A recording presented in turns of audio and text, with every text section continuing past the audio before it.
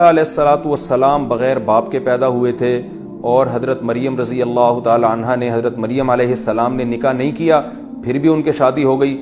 اب اس واقعے سے کو سن کے کوئی شخص یہ دلیل پکڑے، کوئی عورت یہ دلیل پکڑے کہ بھئی میں بھی شادی نہیں کرتی، ہو سکتا ہے اللہ مجھے اپنی قدرت سے بھی بیٹا دے دے، تو آپ بتائیں یہ اس عقل پہ ماتم کرنے کا دل کرے گا کہ نہیں کرے گا؟ اب آپ اس کو جا کے سمجھا رہے ہیں کہ محترمہ آپ شادی کریں، اس کے بغیر اولاد نہیں ملے گی، پھر حضرت مریم کو کیسے مل گئی؟ او بھائی، حضرت مریم کو جو اولاد ملی وہ قانون اور ضابطہ نہیں ہے، وہ اللہ کی قدرت ہے، وہ لاکھوں میں کسی ایک کے ساتھ معاملہ ہو جاتا ہے ایسا، وہ اسی پہ مصر خاتون نہیں جی جیسے حضرت مریم کو مل گئی۔ قرآن میں لکھا ہے فلاں صورت ہے فلاں آیت ہے، آپ خود اٹھا کے دیکھ لو، اس میں لکھا ہے حضرت مریم کو بغیر شوہر کے اولاد ملی ہے۔ او بھائی، آپ قرآن کی آیتیں ہمارے سامنے پیش نہ کریں، اس خاتون سے یہی کہیں گے نا، قرآن میں یہ بھی تو لکھا ہوا ہے جعل لکم من انفسکم ازواجا، اللہ نے تمہارے لیے بیوی پیدا کی ہے، لتسکنوا الیہا، اور پھر ایک جگہ فرمایا وجعل بینکم مودۃ وجعل من ازواجکم بنین وحفظا، بیوی کے ذریعے اللہ تمہیں بیٹے بھی دے گا، پھر بیٹوں سے پوتے بھی دے گا۔ پہلے شادی ہوگی، پھر بیٹا پیدا ہوگا، پھر پوتا، ڈائریکٹ پوتا بھی پیدا نہیں ہو جائے گا بیوی سے، دادا بننے کے لیے بیٹے کی بھی شادی کرنی پڑے گی۔ اصول یہ بھی تو قرآن میں لکھا ہوا ہے۔ اب قرآن کی ایک بات آپ اٹھا رہے ہو، دوسری نہیں اٹھا رہے، تو یہ کہاں کا انصاف ہے؟ یہ ہمارے دینداروں کے ساتھ آج کل مارکیٹ میں یہ ان کی عادت چل رہی ہے، ایک آیت لیتے ہیں دوسری معجزوں والی آیت لے لیں گے، اصول اور ضابطہ جو اللہ نے بیان کیا ہے اس آیت کو فوکس نہیں کر رہے ہوتے۔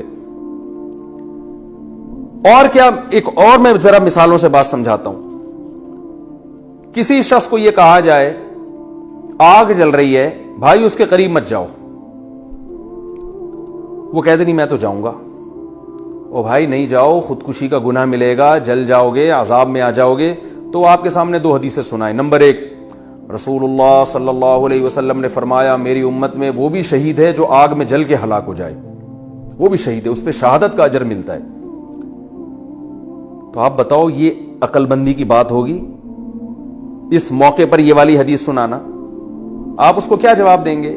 او بھائی جان، وہ شخص جو کسی حادثے کی وجہ سے بیچارہ پاؤں پھسلا آگ میں گر گیا، یا گھر میں بیٹھا ہوا کام کر رہا تھا، حفاظتی تمام تدابیر اس نے اختیار کی ہوئی تھی، اتفاق سے سلنڈر پھٹ گیا اور آگ لگ گئی، یہ اس کے بارے میں ہے۔ کمبخت جو سلنڈر کے قریب چولہا جلا رہا ہے یا آگ کی تیلیاں بار بار اس کو دکھا رہا ہے، یا وہ سلنڈر کو چیک نہیں کروا رہا گورنمنٹ سے کہ یہ 150 سال پرانا سلنڈر تو نہیں ہے کہیں پھٹ پھٹا نہ جائے، یہ آدمی اس وعید میں، اس خوشخبری میں داخل نہیں ہے۔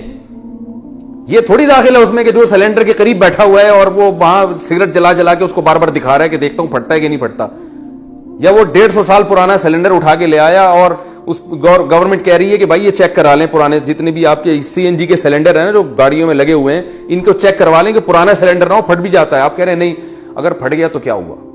رسول اللہ صلی اللہ علیہ وسلم نے تو جل کے جو شہید ہو اس کے بارے میں فرمایا جو جل کے ہلاک ہو گئے وہ بھی شہادت کا مرتبہ پائے گا، کوئی بات نہیں، پھٹ گیا تو شہید ہو جائیں گے۔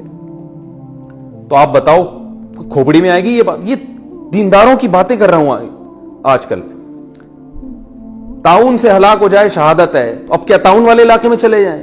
کورونا وائرس سے انتقال ہو گیا، یقیناً شہادت ہے، تو کیا وائرس والوں سے چپک چپک کے گلے ملنا شروع کر دیں اس چکر میں کہ یار کوئی بات نہیں، مر گئے تو شہید ہوں گے؟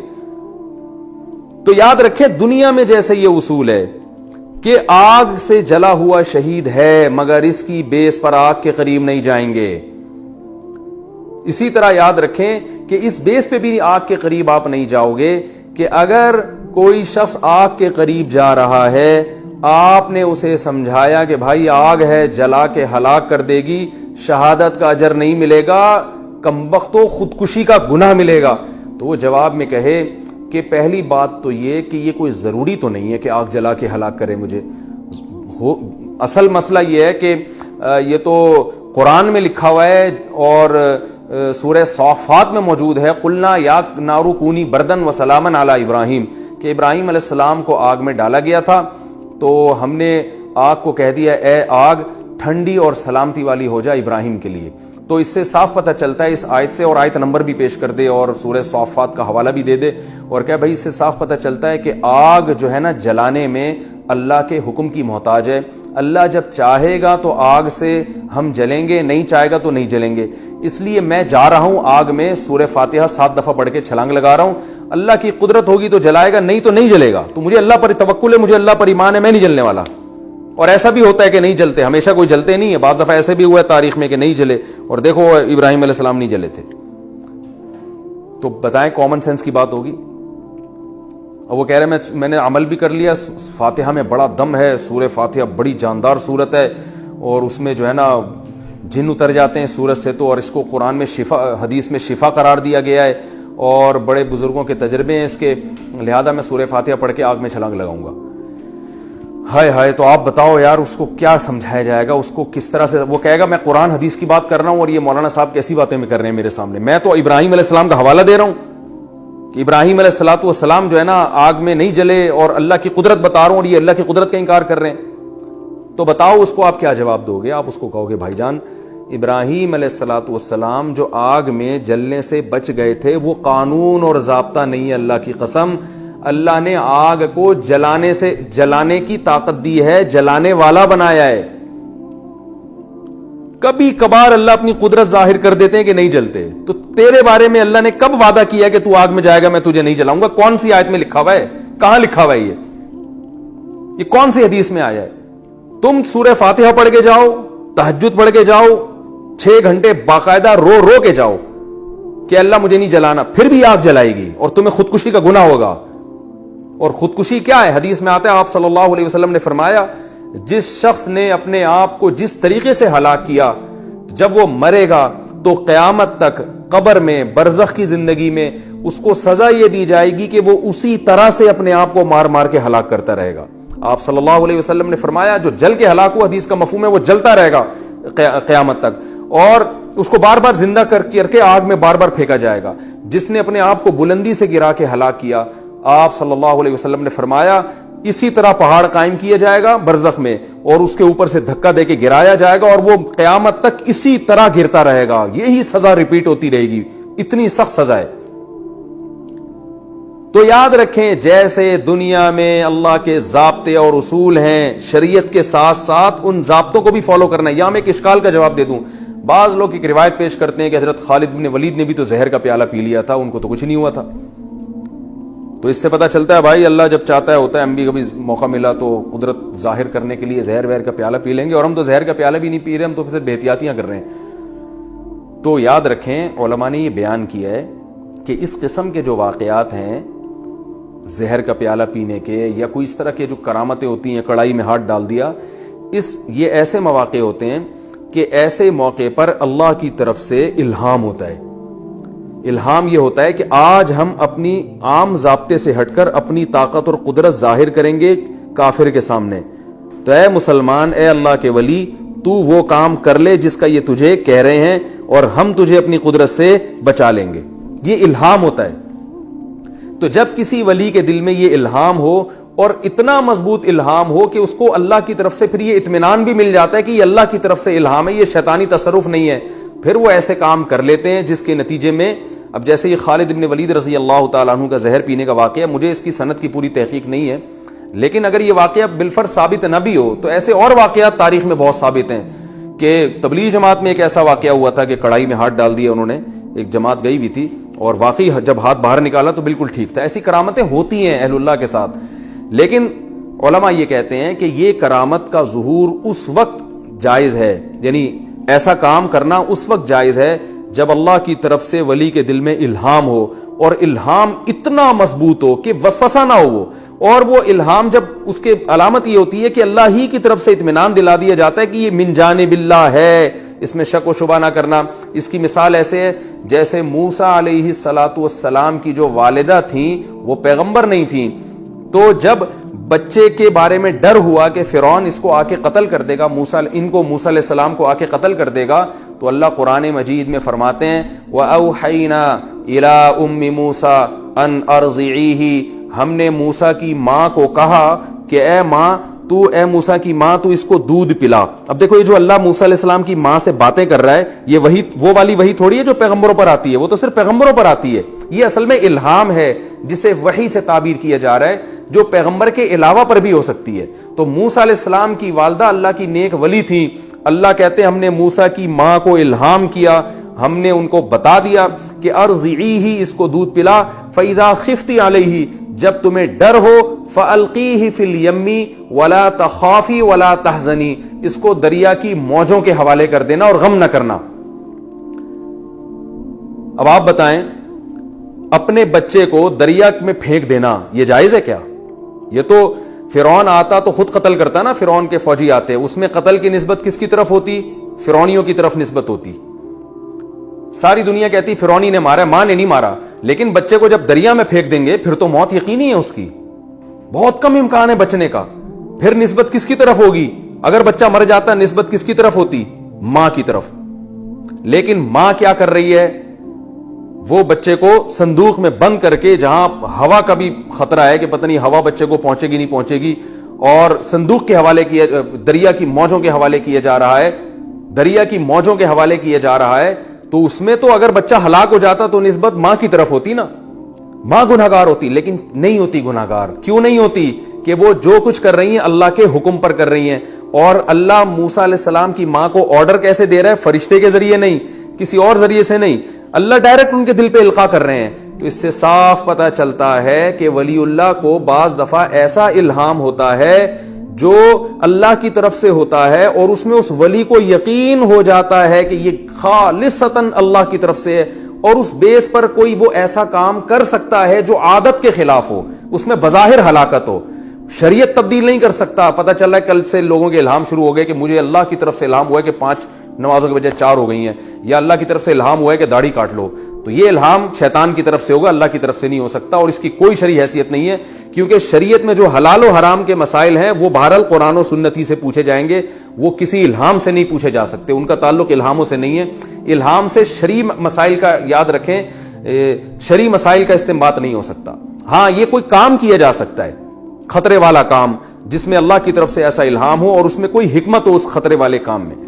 تو اب دیکھیں موسیٰ علیہ السلام کی والدہ اسی بیس پر اپنے بچے کو دریا کی موجوں کے حوالے کر رہی ہیں. تو اگر آپ کہتے ہیں کہ غیر اللہ پر, اللہ کے علاوہ پر الہام نہیں ہوتا, تو اس آیت کی نفی ہو رہی ہے. اور اگر آپ یہ کہتے ہیں الہام تو ہوتا ہے مگر وہ یقینی نہیں ہوتا, تو ایک غیر یقینی چیز کی بیس پر موسیٰ کی والدہ, حضرت موسیٰ کی والدہ اگر اپنے بچے کو دریا کی موجوں کے حوالے کر رہی ہیں تو پھر گنہگار ہونا چاہیے ان کو, حالانکہ گنہگار نہیں ہے. تو پتہ چلا یہ الہام یقینی تھا. اور اس سے بھی مضبوط دلیل میرے دعوے کی یہ ہے کہ اللہ نے اسی الہام میں یہ بھی کہا کہ اے موسیٰ کی ماں تو اس بچے کو دریا کے حوالے کر دے, انا رادوہ الیکی, ہم اسے تیری گود میں لوٹا دیں گے, بہت جلد لوٹا دیں گے. تو اللہ فرماتے ہیں کہ اب یہ الہام ہوا ہے.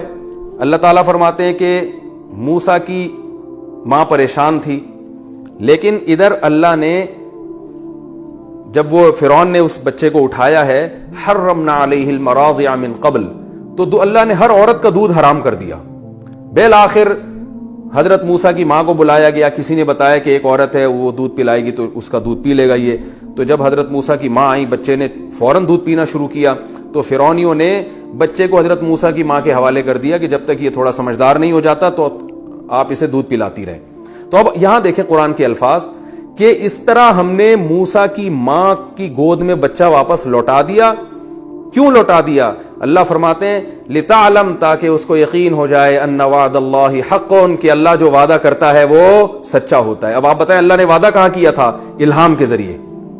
تو وہ الہام یقینی تھا, تبھی اسے وعدے سے بھی تعبیر کیا جا رہا ہے, اور یہ بتایا جا رہا ہے کہ اللہ جب وعدہ کرتا ہے تو وعدہ نہیں توڑتا. تو اس صاف قرآن کی آیت سے پتہ چلتا ہے کہ ولی اللہ پہ بھی بعض دفعہ الہام ہوتا ہے جو بالکل یقینی ہوتا ہے, اگرچہ وہ دوسرے کے حق میں حجت نہیں ہے لیکن اس ولی کے حق میں وہ حجت ہوتا ہے, لیکن اس سے شریعت تبدیل نہیں ہوتی.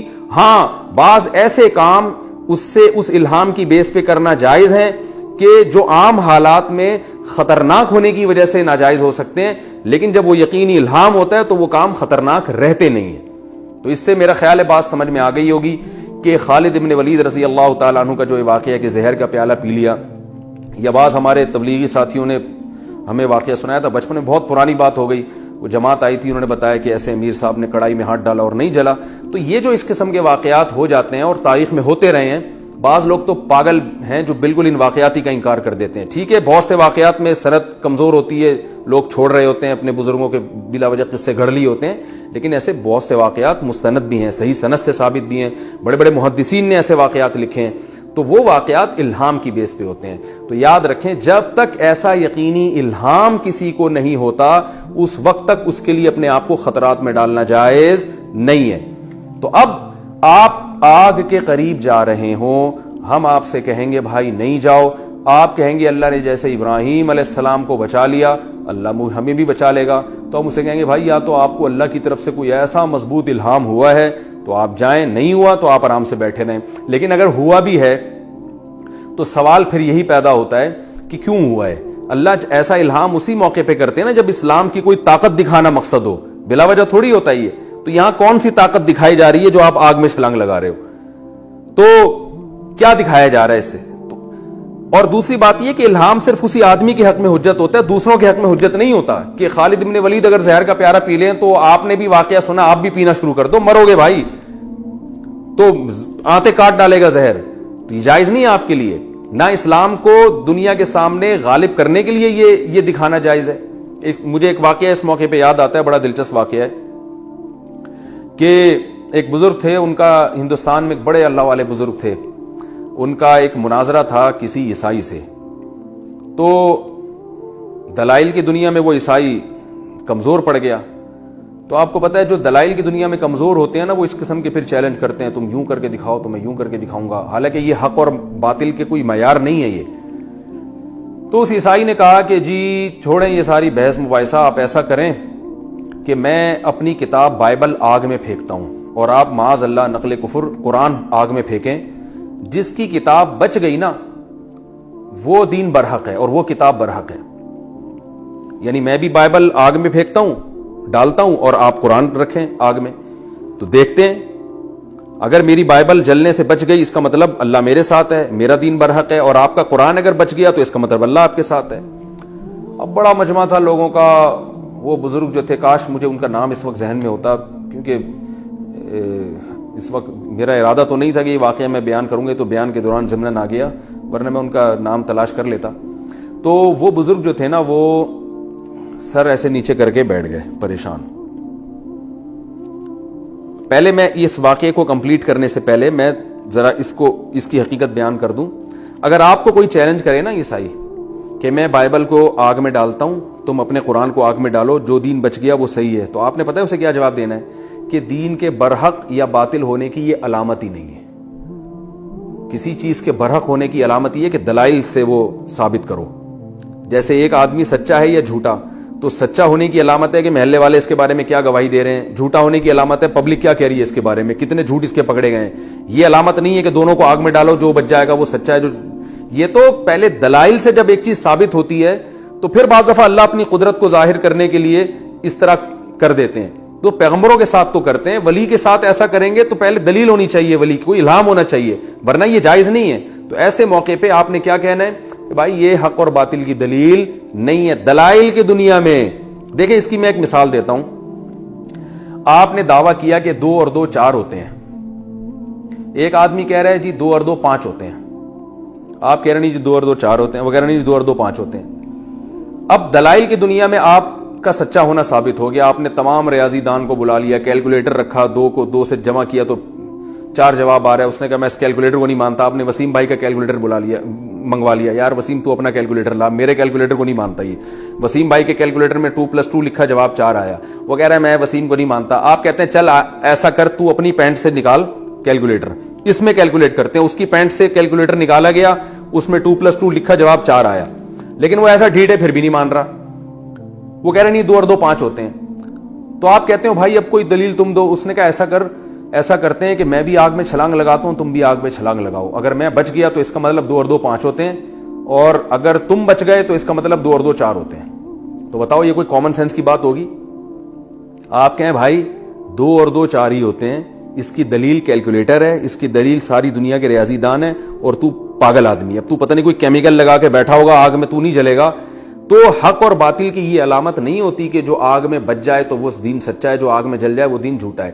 تو لیکن بعض دفعہ ایسے ہوتا ہے کہ ہو سکتا ہے اللہ تعالیٰ آپ کو الہام کریں اور کہیں کہ دیکھو دلائل کی دنیا میں تو یہ بندہ ہار گیا ہے, لیکن تم آگ میں چھلانگ لگا لو, ہم تمہیں بچا لیں گے اور اس کو مار دیں گے. اس سے یہ ثابت ہو جائے گا کہ یہ کمبخت واقعی جھوٹا تھا. تو یہ ایک اللہ اپنی قدرت کو ظاہر کرنے کے لیے بعض دفعہ ایسے واقعات کر دیتے ہیں, لیکن یہ کرائیٹیریا نہیں ہے, یہ معیار نہیں ہے. تو اسی طرح وہ جو بزرگ تھے نا, جب انہوں نے دیکھا کہ عیسائی یہ دعویٰ کر رہا ہے کہ میں بائبل کو قرآن میں ڈال دیتا ہوں, آپ قرآن کو ڈال دیں, جس کی کتاب بچ گئی وہ دین سچا ہے, تو وہ بزرگ بیٹھ گئے سر نیچے کر کے, پریشان بیٹھے ہوئے. اور ادھر عیسائیوں نے شور مچانا شروع کر دیا, خوشی سے تالیاں بجانا شروع کر دیں, ہار گئے. ان کو پتہ ہے کہ معاذ اللہ ہمارا قرآن جل جائے گا اور بائبل جو ہے بچ جائے گی, تو یہ دین جھوٹا ہے, ہم جیت گئے کا. اور ادھر مسلمان پریشان, عقل تو ہے نہیں نا لوگوں میں کہ یار یہ کون سی پریشانی والی بات ہے, یہ تو دعویٰ ہی غلط ہے. لیکن بعض دفعہ اللہ اپنی قدرت ظاہر کرتے ہیں. وہ کافی دیر سر نیچے, یہ واقعات ہوتے ہیں اہل اللہ کے ساتھ, جو واقعی اللہ والے ہوتے ہیں ان کے ساتھ اللہ بسا اوقات ایسی مدد کے واقعات کرتے ہیں کہ انسانی عقل حیران ہو جاتی ہے. لیکن یہ کوئی قاعدہ ضابطہ نہیں ہے بہرحال. تو کافی دیر سر جھکا کے بیٹھے رہے. پھر کافی دیر بعد انہوں نے سر اٹھایا, انہوں نے کہا کہ بھائی دیکھو بات یہ ہے کہ میرے اندر تو یہ طاقت نہیں ہے کہ میں اللہ کے اس کلام کو, جس کے برحق ہونے کا مجھے یقین ہے, میں اس کلام کو اپنے ہاتھوں سے آگ میں پھینک دوں. یہ تمہارا جگرا ہوگا بھائی, ہمارا تو جگرا نہیں ہے. تمہارا جگر ہے کہ تم اللہ کی کتاب کو آگ میں پھینک رہے ہو, میں تو نہیں پھینک سکتا, میں اس کو سینے سے لگا سکتا ہوں. تو ایسا کرو تم اپنی بائبل کو سینے سے لگاؤ, میں اپنے قرآن کو سینے سے لگاتا ہوں, اور پھر دونوں آگ میں چھلانگ لگاتے ہیں. ہم میں سے جو زندہ بچ گیا اس کا دین سچا ہے. ارے بھائی وہ جو پادری تھا اس کے تو پسینے چھوٹ گئے, کیونکہ وہ تو کئی کیمیکل لگا کے لایا ہوا تھا نا بائبل کے اوپر کسی طرح بچانے کے لیے. اب بڑا پریشان, اس نے کہا یہ تو نہیں ہو سکتا. الحمدللہ مسلمان مناظرہ جیت گئے. بعد میں لوگوں نے پوچھا حضرت آپ کو یقین تھا کہ وہ بھی چھلانگ لگائے گا اور آپ بھی چھلانگ لگائیں گے تو آپ بچ جائیں گے؟ اگر وہ واقعی تیار ہو جاتا تو کیسے آپ یعنی جل جاتے, دونوں جل کے مر جاتے. تو انہوں نے پھر بتایا کہ دیکھیں میں نے اللہ کی طرف توجہ کی, میں نے کہ اللہ میں بہت پریشان ہوں, یہ عیسائی جو ہے نا کیسے لوگوں کا یہ تو عوام تو جاہل ہوتی ہے نا, یعنی جاہل کا مطلب یہ کہ علم کی کمی ہوتی ہے, وہ دلائل کو تھوڑی دیکھتے ہیں, وہ تو کرامتوں اور قصوں کو زیادہ فوکس کرتے ہیں. تو اے اللہ تو اپنے دین کو غالب کرنے کے لیے کچھ کر لے. تو کہتے ہیں میرے دل میں الہام ہوا اللہ کی طرف سے کہ جیسے میں نے اپنے خلیل ابراہیم کو آگ میں جلنے سے بچا لیا تھا تو آج میں تجھے بھی آگ میں جلنے سے بچا لوں گا. کہہ رہے میرے دل میں اللہ کی طرف سے یہ القاء ہوا, میں تیار ہو گیا. میں نے کہا ٹھیک ہے بھائی, میں قرآن کو سینے سے لگا کے آگ لگاتا ہوں, تو بائبل کو سینے سے لگا کے آگ میں چھلانگ لگاتا ہوں, تو بائبل کو سینے سے لگا کے آگ میں چھلانگ لگا. تو یہ واقعہ میں اس لیے بیان کر رہا ہوں کہ بعض مرتبہ ایسا ہوتا ہے کسی اللہ والے کو کوئی ایسا مضبوط الہام ہو جاتا ہے, اس الہام کی بیس پہ وہ کام کرتے ہیں, لیکن قاعدہ نہیں ہے. آپ کو جب بھی کوئی مناظرے کی دعوت دے چھلانگ لگاؤ دیکھیں کون بچے گا, آپ کہیں بھائی جان چھلانگ لگانے کے لیے میرے پاس بہت ساری جگہیں ہیں, دبئی چلتے ہیں, وہاں وہ اسکائی ڈائیو جو ہوتی ہے نا وہ کرتے ہیں, پیراشوٹ سے وہاں سے چھلانگ لگاتے ہیں. اور آؤ چلو چرنا ساحل چلتے ہیں, وہاں بڑی زبردست ایک پوائنٹ ہے, تو وہاں سے اوپر سے چھلانگ لگاتے ہیں, وہ سمندر میں بڑا مزہ آتا ہے. تو یا ویسی چھلانگیں لگانے کا شوق ہو رہا ہے تو بیڈ پہ اچھلو چھلانگیں مارو. تو لیکن یہ کہ آگ میں چھلانگ لگانا یہ دنیا کے کسی مذہب میں نہیں لکھا, نہ کسی کتاب میں لکھا ہے. دلائل جو ہے نا آگ میں چھلانگ لگانے سے ثابت نہیں ہوتے, دلائل کی دنیا سے ثابت ہوتے ہیں. آؤ بحث کرو, ڈیبیٹ کرو, پتہ چلتا ہے کس کا دین سچا ہے. لیکن آپ اتنے اللہ والے ہیں, اتنے پہنچے ہوئے ہیں کہ اللہ آپ کو الہام کر دے تو لگا لے چھلانگ, گورنمنٹ کی طرف سے کوئی پابندی نہیں ہے, آپ نے بچنا ہی ہے, یقینی ہے اگر.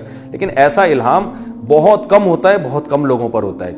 تو اصول اور ضابطہ کیا ہے میرے بھائی کہ جب کوئی آگ کی طرف جا رہا ہے آپ اسے منع کریں گے بھائی نہیں جاؤ. اب آپ مجھے بتاؤ اس موقع پر اگر وہ یہ دلیل دیتا ہے کہ اللہ کی قدرت کے منکر ہو, ابراہیم کو اللہ نے بچا لیا تو مجھے نہیں بچائے گا, تو آپ کہیں گے بھائی صرف ایک اکیلے ابراہیم علیہ السلام ہی کو بچانے کی رپورٹ ہے اب تک, اس کے علاوہ جتنے بھی نیک ہوں یا برے ہوں آگ میں گئے ہیں تو جلے ہیں, وہ تباہ ہوئے. اور بعض ایسے ہوتے ہیں جن کے لیے اللہ آگ کو جنت بنا دیتا ہے جیسے اصحاب الاخدود کو. تو یہ تو ایک معجزے ہیں, کرامتیں ہیں, لیکن اصول ضابطہ میرے بھائی یہی ہے کہ آگ کا کام ہے جلانا. ہم آگ سے بچنے کی کوشش کرتے ہیں, اسی وجہ سے رسول اللہ صلی اللہ علیہ وسلم نے بھی آگ سے بچنے کی کوشش کا حکم دیا. آپ نے فرمایا رات کو جب سو اور آرام کرنے کے لیے لیٹو تو چراغ کو گل کر دو, چراغ بجھا دو. فَإِنَّ الْفُوَيْسِقَةَ تَضْرِمُ النَّارَ عَلَىٰ أَهْلِهَا, اس لیے کہ یہ جو چوہا ہے نا یہ فاسق فاجر ہے, یعنی بڑا نالائق ہے. یہ بعض دفعہ رات کو چراغ گرا دیتا ہے اور گرنے سے کیا ہوتا ہے کسی پردے میں کسی چادر وادر میں آگ لگ کے پورا گھر جل جاتا ہے. تو یہ آپ صلی اللہ علیہ وسلم کے الفاظ ہیں. یہ نہیں آپ نے فرمایا کہ رات کو چراغ گل کرنے کی بند کرنے کی ضرورت نہیں ہے, اس لیے کہ پہلی بات تو یہ کہ کیا پتا کہ چوہا ہو بھی کہ نہ ہو, ہر گھر میں چوہے تھوڑی ہوتے ہیں. نمبر 2, اگر چوہا آ گیا تو ضروری ہے کہ وہ چراغی کی طرف جا کے اسی کو گرائے گا, اور چوہے کو دنیا میں دوسرے کام نہیں ہے. چوہا تو جاتا ہے زیادہ تر کھانے پینے کی چیزوں میں منہ مارتا ہے. تیسری بات یہ اگر اس نے گرا بھی دیا تو چراغ بجھ جائے گا, تو تمہیں بجھانے کی اور تکلف کرنے کی کیا ضرورت ہے, جا کے اٹھ کے پھونکے مار مار کے اپنی آکسیجن ضائع کر رہے ہو, پھونکے بلا وجہ اپنی پھونک ضائع کر رہے ہو, تو اس کو خود ہی بجھ جائے گا وہ جب چوہا گرائے گا. تو یہ ضروری تھوڑی ہے کوئی پردہ ہو قریب میں یا بستر میں آگ بھی لگے, اور اگر آگ لگ بھی گئی تو آگ جیسے ہی لگتی ہے آنکھ کھل جاتی ہے, پانی ڈال دینا, ضروری تو نہیں کہ پورا گھر ہی جل جائے گا. لیکن نا نا نا نا نا نا نا, احتیاط کے معاملے میں رسول اللہ صلی اللہ علیہ وسلم نے آخری اسٹیپ بیان کیا ہے کہ کیا جا رہا ہے بھائی چراغ گل کرنے میں, تمہیں ضرورت بھی نہیں ہے, سو رہے ہو تو پھر روشنی کی کیا ضرورت ہے, گل کر دو. اس بات کا امکان ہے کہ چوہا بھی ہو. نمبر 2, پھر چوہا آگ کی طرف بھی جائے, امکان بہرحال ہے, اس کا یقین نہیں ہے لیکن 1% بھی امکان ہو, ہے امکان. تیسرا, پھر اس 1% میں سے 1% اس بات کا امکان ہے کہ وہ اس چراغ کو گرائے بھی, اور پھر 100 میں سے 1% اس بات کا بھی امکان ہے کہ وہ کپڑے میں کہیں آگ لگے بھی, اور پھر اس بات کا بھی امکان ہے کہ وہ پورا گھر جلا دے, تم اس میں جل کے راکھ بن جاؤ. تضرب النار علی اہل بیتی, پورا اہل بیت کو تباہ و برباد کر دے وہ. تو نہ تو نبی نے یہ کہا کہ احتیاط نہ کرو, اور نہ رسول اللہ صلی اللہ علیہ وسلم نے یہ ارشاد فرمایا کہ کوئی بات نہیں چراغ جلتا رہنے دو, اگر آگ لگ بھی گئی, چوہے نے چراغ گرا بھی دیا اور گھر جل بھی گیا تو جلی جاؤ گے نا. تو میں نے جو شہید لوگوں کی فہرست بیان کی ہے کہ جن کو دنیا میں موت کی صورت میں شہادت کا اجر ملتا ہے, ان میں وہ بھی داخل ہیں جو جل کے مر جائیں, تو وہ بھی شہید ہی کہلاتے ہیں, تو کوئی مسئلہ نہیں ہے. نہ نہ نہ میرے بھائی, ایسا نہیں کیا. تو میں سمجھا پا رہا ہوں اپنی بات کہ آج کل ہم جو دیندار کہلاتے ہیں ان کی سوچ میں اور رسول اللہ صلی اللہ علیہ وسلم اور قرآن و سنت جو ہمیں بتا رہے ہیں ان کی سوچ میں کتنا فرق ہے. کون سی چیز اٹھا کے ہم کہاں فٹ کر رہے ہوتے ہیں جو وہاں منطبق کرنے کی ہوتی نہیں. تو یاد رکھیں, جیسے یہ دنیا کا اصول ہے کہ دنیا میں کامیابی اس کو ملے گی جو اسباب اختیار کرے گا. تبھی تو آج گوروں دنیا کے لحاظ سے غیر مسلم زیادہ کامیاب ہیں, کیونکہ دنیا کے لحاظ سے بہرحال انہوں نے کامیابی کے اسباب ہم سے زیادہ اختیار کیے, اس لیے اللہ نے ان کو نواز دیا دنیا میں. تو یاد رکھیں اسی طرح آخرت کی کامیابی ان لوگوں کو ملے گی جو آخرت میں کامیابی کے وہ طریقے اختیار کریں گے جو اللہ اس کے رسول نے بیان کیے, جن کو آخرت کے اسباب کہا جاتا ہے. اور وہ آخرت کے اسباب کیا ہیں جو میں نے آیت پڑھی, وَذَرُوا ظَاهِرَ الْإِثْمِ وَبَاطِنَهُ, یہ پوری تمہید اس آیت کو سمجھانے کے لیے میں نے پڑھی ہے. یہ جو پوری تمہید میں نے اتنا لمبا بیان کیا نا, یہ صرف اس آیت کو سمجھانے کے لیے کہ اللہ نے بتایا ہے کہ جہنم کی آگ سے وہ بچے گا اور جنت میں وہ جائے گا جو فرائض و واجبات پورے کرے اور کبیرہ گناہوں سے بچے. وہ یہ اصول اور ضابطہ ہے. کبھی کبھار اللہ ان اصولوں کے خلاف کسی کو ویسے ہی بخش دیتے ہیں یا چھوٹی سی نیکی کام آ جاتی ہے. جیسے حدیث میں آتا ہے کہ ایک شخص نے پیاسے کتے کو پانی پلایا, اللہ کو اس پہ ترس آیا, اللہ نے بخش دیا. یہ قانون نہیں ہے, یہ ضابطہ نہیں ہے, یہ ایک اللہ کی قدرت ہے. جو جیسے حضرت مریم کو بغیر شوہر کے اولاد مل گئی, ابراہیم علیہ السلام آگ میں جل کے بھی بچ گئے, تو یہ ایسا ایک واقعہ ہے. ہم اس قسم کی حدیثوں سے استدلال کر کے گناہ پہ جری ہوتے ہیں کہ یار وہ ایک آدمی نے کتے کو پانی پلایا تھا, اس کے اللہ نے سارے گناہ بخش دیے, تو میں تو صبح پوری سبیل کھول کے بیٹھا ہوا ہوں, میں تو صبح شام کتے کے مالک کو بھی پانی پلا رہا ہوتا ہوں. اب جو بہنوں کی وراثت کم بخت کھا کے بیٹھا ہوا ہے اس کو نہیں دیکھتا کہ اصول یہ ہے کہ اللہ نے فرمایا کہ جو کسی کا مال کھاتا ہے, قانون قرآن میں الگ بیان کیا ہے, اللہ کی قدرت اور رحمت کے واقعات الگ سے بیان کیے ہیں, قانون کو فالو کرنا ہے ہم نے. جو الگ سے قدرت کے واقعات اور معجزے ہیں اور جو کرامتیں ہیں وہ اصول نہیں ہیں, وہ کرائیٹیریا نہیں ہے, وہ معیار نہیں ہے. اصول اور ضابطے جو ہے وہ قرآن کی وہ آیات ہیں جن میں اللہ نے اصول اور ضابطے بیان کیے ہیں. زندگی ان اصولوں کو سامنے رکھ کے گزارنی ہے. زندگی معجزوں کو, کرامتوں کو اور اللہ کی رحمت کے جو استثنائی واقعات ہیں ان کو سامنے رکھ کے نہیں گزارنی ہے. کاش یہ بات کسی طرح سے کھوپڑی میں بیٹھ جائے ہم سب کی. جس کو دیکھو وہ سمجھتا ہے رمضان میں بخشا جاؤں گا, میں بالکل رمضان میں نیٹ کلین ہو جاؤں گا, چاہے اس کا عید کے دن فلم دیکھنے کا پروگرام ہو, چاہے وہ انٹرنیٹ پر بےہودہ چیزیں دیکھ رہا ہو, لیکن وہ کتوں کو پانی پلا کے خوش ہو رہا ہوگا. ساری رات بیٹھ کے انٹرنیٹ پہ بےہودہ فلمیں دیکھے گا, صبح 2 کتوں کو روٹی ڈال دے گا اور حدیث سنائے گا کہ جی وہ ایک کتے کو بخش دیا تھا تو میں تو 6 کتوں کو پانی پلا چکا ہوں اب تک. تو بھائی یہ اصول تھوڑی ہے, تو ایک واقعہ ہے اللہ کی رحمت کا. قانون قرآن میں دیکھو بار بار, یہ جو میں نے آیت پڑھی اس میں اللہ نے یہ قانون بیان کیا ہے. ان الذین یکسبون الاثم, اللہ فرماتے ہیں یقیناً, قاعدہ یہی یقیناً انہ کے ساتھ بیان کیا جا رہا ہے, جو لوگ گناہ کما رہے ہیں سیجزون, بہت بڑی دھمکی, ان قریب ان کو بدلہ دیا جانے والا ہے. اس خوش فہمی میں نہ رکھنا, نہ رہنا کہ 2 کتوں کو پانی پلا دیا تو جیسے اس کو بخش دیا تھا تو میں بھی بخش دوں گا. میں قانون نہیں ہے میرا, وہ قدرت ہے, وہ قدرت ہے, تاکہ تم یقینی طور پر جہنم کے فتوے لوگوں پہ نہ لگاؤ. ایسا بھی ہو جاتا ہے, اللہ ایسے بھی بخش دیتا ہے بعض دفعہ ہوتا ہے. بھائی اصول نہیں ہے یہ. صحیح مسلم کی حدیث ہے, آپ صلی اللہ علیہ وسلم نے فرمایا اس امت میں بہت سے نمازی, بہت سے روزے دار بھی جہنم میں جائیں گے. تو صرف نماز پڑھ لینا بھی کافی نہیں ہے, صرف روزے رکھ لینا بھی کافی نہیں ہے. حدیث میں بڑی وعیدیں ہیں وراثت کھانے پر, یتیموں کا مال کھانے پر. کھا رہے ہیں, جھوٹ بول رہے ہیں. جھوٹ کتنا بڑا جرم ہے. آپ صلی اللہ علیہ وسلم سے کسی صحابی نے پوچھا یا رسول اللہ مسلمان سے فلاں گناہ ہو سکتا ہے؟ فرمایا نہیں. فرمایا ہاں ہو سکتا ہے. یا رسول اللہ فلاں گناہ ہو سکتا ہے؟ فرمایا ہو سکتا ہے, کبھی شیطان غالب آ جاتا ہے. یا رسول اللہ مسلمان جھوٹ بول سکتا ہے؟ آپ نے فرمایا نہیں, جھوٹ نہیں بول سکتا. صبح و شام جھوٹ چل رہا ہے, باپ سے الگ جھوٹ, بیوی سے الگ جھوٹ, دفتر میں باس سے الگ جھوٹ, کسٹمر سے الگ جھوٹ. 27ویں رات کو سمجھتے ہیں بخشش ہو جائے گی, لازمی ہو جائے گی. رو رو کے اللہ سے دعائیں مانگیں گے, اے اللہ معاف کر دے, آج 27ویں رات ہے تو بخشا جائیں گے. بھائی اصول یہ نہیں ہے. 27ویں رات میں بھی, لیلۃ القدر میں بھی اسی کی بخشش ہوگی جو رو کر اللہ سے اپنے گناہ معاف کروا لے اور آئندہ اللہ سے گناہ نہ کرنے کا عہد کر لے. قانون یہ ہے کہ 27ویں میں بھی اسی کی بخشش ہوگی.